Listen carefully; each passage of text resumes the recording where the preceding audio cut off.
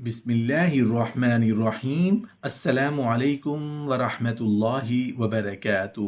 نحمدہ ونصلی علی رسولہ الکریم، اما بعد۔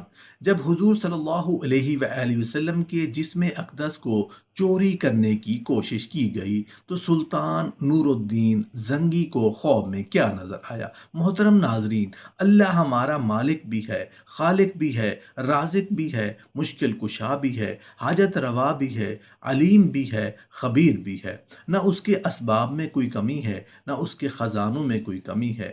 وہ چاہے تو ایک چونٹی سے بھی کام لے سکتا ہے، وہ چاہے تو اپنے فرشتوں سے بھی کام لے سکتا ہے۔ اور سب سے بڑھ کر یہ بات ذرا غور سے سنیے گا، اللہ چاہے تو کسی چیز کو خاطر میں نہ لاتے ہوئے صرف کن ہی کہہ دے تو سب کچھ ویسا ہوگا جیسے ہمارے رب کی منشا ہوگی۔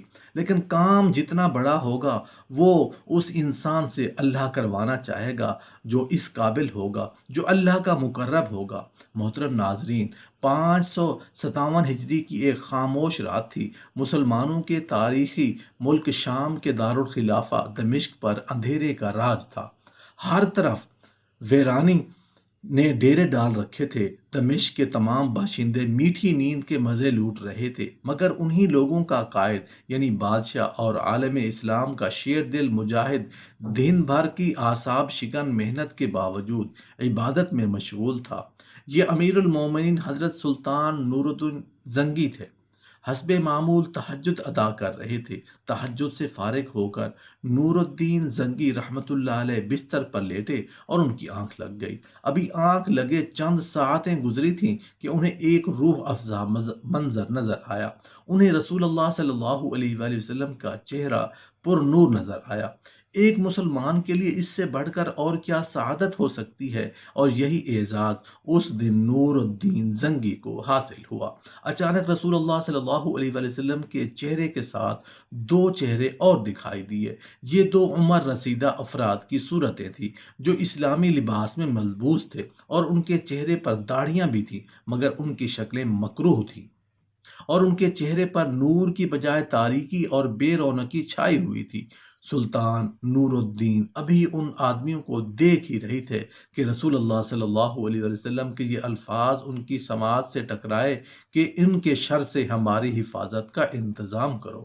اور یہ خواب رسول اللہ صلی اللہ علیہ وآلہ وسلم کی اس ہدایت پر ختم ہو گیا، اور سلطان نور الدین زنگی اٹھے اور وضو کیا اور 2 رکعت نفل ادا کیے، اور نفل ادا کرنے کے بعد پھر بستر پر آ لیٹے تو نیند نے پھر انہیں آ دبوچا، اور وہی خواب دوبارہ دکھائی دیا، اور اسی انداز میں رسول اللہ صلی اللہ علیہ وسلم کی زیارت ہوئی، اور پھر وہی دو مکروہ صورتیں دکھائی دیں کہ رسول اللہ صلی اللہ علیہ وسلم کے الفاظ سنائی دیے کہ ان کے شر سے ہماری حفاظت کا انتظام کرو۔ سلطان نور الدین زنگی پھر بیدار ہو گئے، اور خواب کا منظر ان کی آنکھوں میں گردش کرنے لگا۔ انہوں نے دوبارہ وضو کر کے نوافل ادا کیے، اور پھر نیند نے تیسری مرتبہ بھی انہیں اپنی آغوش میں لے لیا۔ پھر وہی مناظر دکھائی دیے۔ سلطان نور الدین اس بار بھی یکایک بیدار ہو گئے، مگر ان کی نیند اڑ چکی تھی، اور الجھن و پریشانی نے انہیں شدید بے چین کر دیا تھا۔ وہ اس خواب پر غور کر رہے تھے جو انہیں مسلسل 3 بار دکھائی دیا، مگر ذہن کو کچھ سمجھائی نہیں دیا، اور بالآخر ذہن کی کچھ دیر اس کیفیت میں مبتلا رہنے کے بعد سلطان نے اپنے مشیر خاص اور وزیر باتدبیر جمال الدین موسوی رحمۃ اللہ علیہ کو طلب فرمایا۔ حکم ملتے ہی جمال الدین سلطان کی خدمت میں حاضر ہوئے تو انہوں نے بادشاہ سلطان الدین زنگی کو بے چین اور پریشان پایا۔ چنانچہ فوراً ادب سے پوچھا، آپ نے مجھے یاد فرمایا، خیریت ہے؟ جواب میں سلطان نے اپنا خواب جمال الدین موسوی کو سنایا۔ خواب سن کر موسوی گہری فکر میں ڈوب گئے، اور سوچنے کے بعد کہنے لگا کہ لگتا ہے کہ مدینے میں کوئی اہم واقعہ پیش آنے والا ہے۔ آپ کو اپنا خواب پوشیدہ رکھنا چاہیے اور فوراً مدینہ روانہ ہونا چاہیے۔ سلطان نور الدین نے جمال الدین موسوی کی اس بات پر اتفاق کیا، اور مدینہ روانگی کا حکم دے دیا۔ رات کا آخری پہر ڈھل رہا تھا، مشرق کی صدائیں اس وقت اذان سے گونج رہی تھی۔ سلطان اپنی خواب گاہ سے نکلے اور جمال الدین کے ساتھ فجر کی نماز ادا کی اور سورج طلوع ہونے سے پہلے ہی مدینہ منورہ کی طرف روانہ ہو گئے۔ سفر میں جمال الدین موسوی سمیت 30 دیگر افراد بھی سلطان کے ہمراہ تھے۔ تمام افراد تیز رفتار گھوڑوں پر سوار تھے۔ دمشق اور مدینہ منورہ کا درمیانی فاصلہ خاصا طویل تھا، لہٰذا نہایت تیز رفتاری سے سفر کرنے کے باوجود سلطان نور الدین زنگی اپنے ہمراہیوں کے ساتھ 16 دن بعد مدینہ منورہ پہنچے۔ شہر کے باہر سلطان زنگی نے غسل کیا اور 16 دن کی تھکا دینے والے سفر کے دوران سلطان زنگی ہر وقت پریشان رہے۔ خواب کے مناظر ایک لمحے کے لیے بھی ان کی نظر سے اوجھل نہ ہونے پائے تھے۔ اس دوران انہیں یہ سوال بھی ستاتا رہا کہ وہ مکروہ چہرے کن لوگوں کے تھے اور رسول اللہ صلی اللہ علیہ وآلہ وسلم کو کیسے نقصان پہنچانے کی کوشش کر رہے ہیں۔ مدینہ کے حاکم نے شہر میں داخلے کے وقت سلطان کا استقبال کیا۔ سلطان اس کے ہمراہ فوراً روضہ رسول صلی اللہ علیہ وآلہ وسلم پر پہنچے، وہاں نماز پڑھی اور مدینہ کے حاکم کو اپنی آمد کا مقصد بتایا۔ حاکم نے سلطان کو یقین دلایا کہ وہ صورت بوڑھے یہاں مدینہ میں موجود ہوئے تو ہم انہیں ڈھونڈ نکالیں گے کہ اس کی ترکیب یہ ہوگی کہ ہم یہ اعلان کریں گے کہ امیر المومنین دمشق سے مدینہ تشریف لائے ہیں۔ ان کے آنے کا مقصد روضہ رسول صلی اللہ علیہ وآلہ وسلم کی زیارت کرنا ہے۔ ان کے آنے پر ایک دعوت کا اہتمام کیا گیا ہے جس میں ہر عام و خاص کی شرکت لازم ہے۔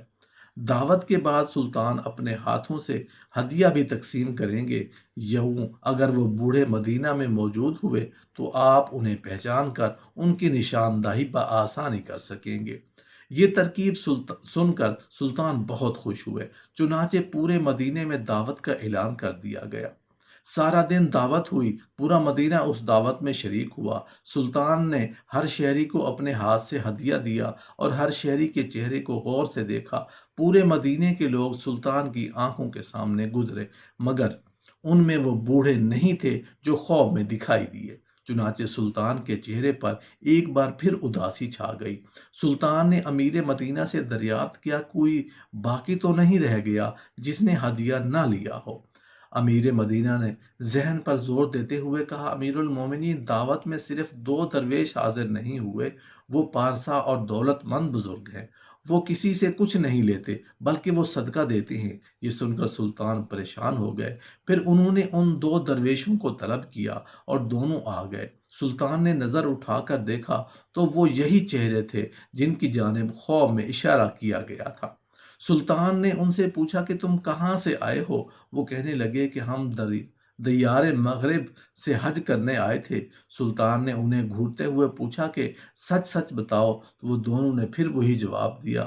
تو سلطان نے حاکم مدینہ سے پوچھا کہ یہ دونوں کہاں ٹھہرے ہوئے ہیں؟ یہ دونوں سخی اور عامل مشہور تھے اور ہر صبح جنت البقیع کی زیارت کو جاتے تھے، روضہ اقدس پر سلام عرض کرتے تھے۔